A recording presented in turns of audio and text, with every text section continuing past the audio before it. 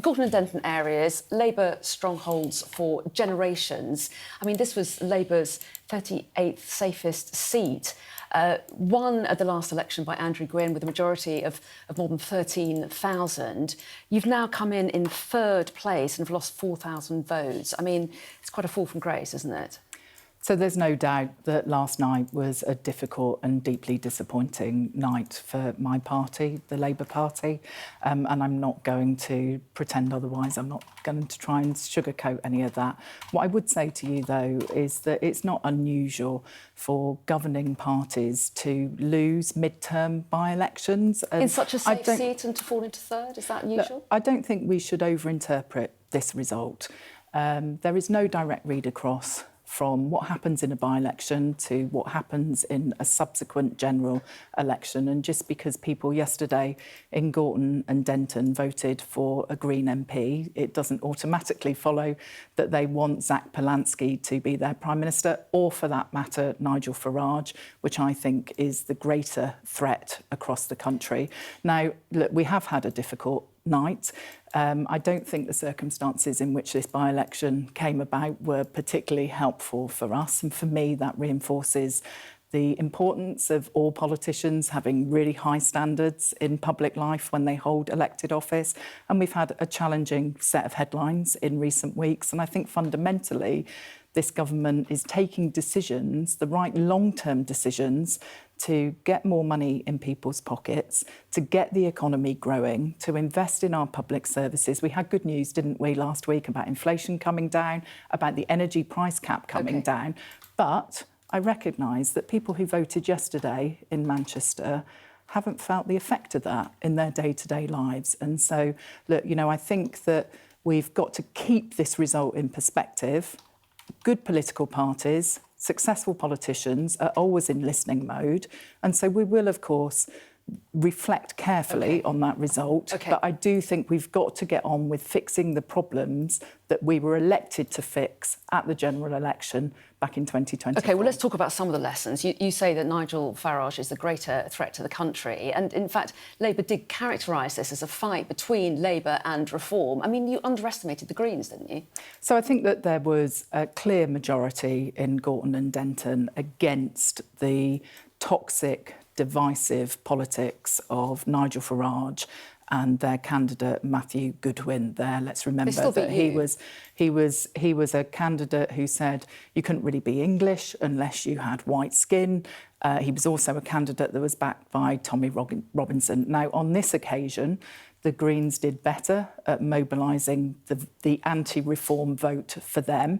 But I don't think that in constituencies across the country, come the next general election, it automatically follows that that happens everywhere. I think there probably was quite a lot of tactical voting that went on when I was knocking on doors. There was sort of uncertainty. I was often speaking to people that were considering voting reform, not sure which way to go.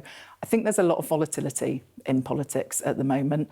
And when I contest elections, I fight for every vote. And I think that is what will be happening in the local elections that we head into in May of this year.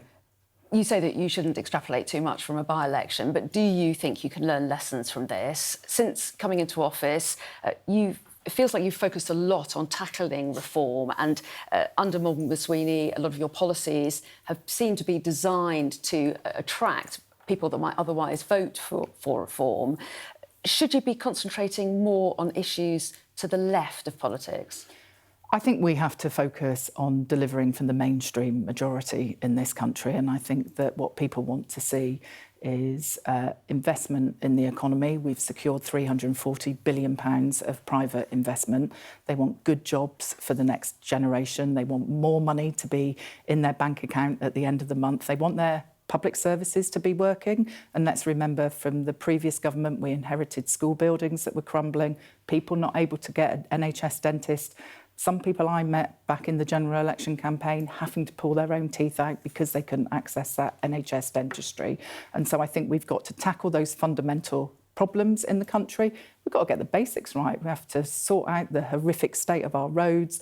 We've got to have a train service that functions well. We're bringing in that fares freeze on rail next week. And so, look, I think we need to focus on the things that the majority of people care about. I am clear, though, that when we get to a general election, I don't think the Green policy offer will survive contact with the electorate. They are soft on defence, they're soft on national security, they're soft on issues around law and order, proposing, for example, the legalisation of things like Class A drugs. I don't think people in this country want that. Equally, I don't think that they want the divisive, toxic politics of reform as well.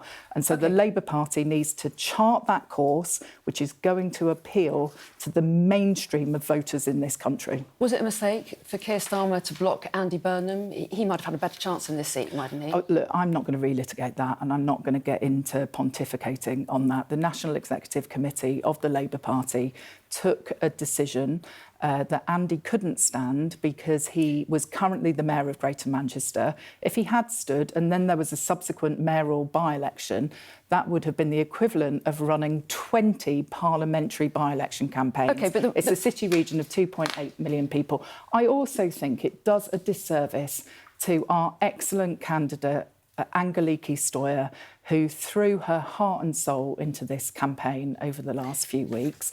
And so, look, we can't turn back the clock. OK. And I'm not going to get into But the reason I'm that. asking is that there will be people in your party that feel that Andy Burnham should have been the person to stand. They question Keir Starmer's judgment. There have already been calls for Keir Starmer to go. I mean, he's in a volatile, a dangerous position, isn't he?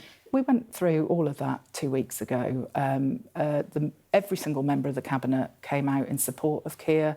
The vast majority of the Parliamentary Labour Party did as well.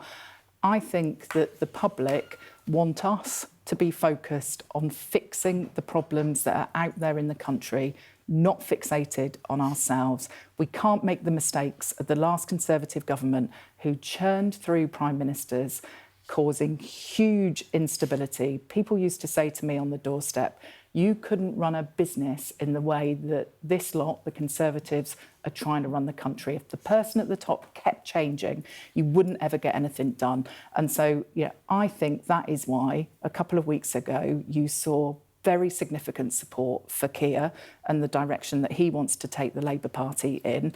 Obviously, the long-term decisions that we are taking to invest in public services and get the economy firing on all cylinders are going to take a little bit of time to be felt in people's day-to-day lives. I do want to also ask you about the issue that emerged overnight. The election monitoring group, Democracy Volunteers, have talked about concerningly high levels of family voting, the illegal practice, basically collusion.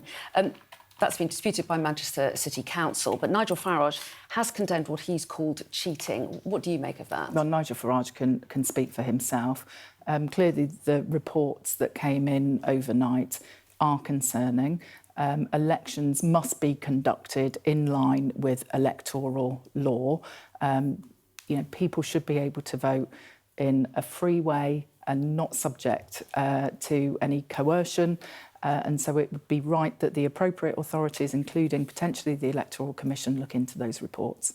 A very quick question about assisted dying before I let you go. The government has said that they're not going to give the House of Lords more time to debate the assisted dying bill.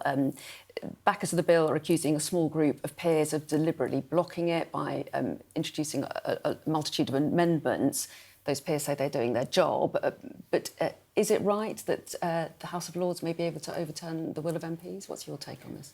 Well, look, I'm someone who voted to change the law with respect to assisted dying, and whilst the government as a whole has a neutral position on it, I am firmly of the view that it is time to give people the right to choose.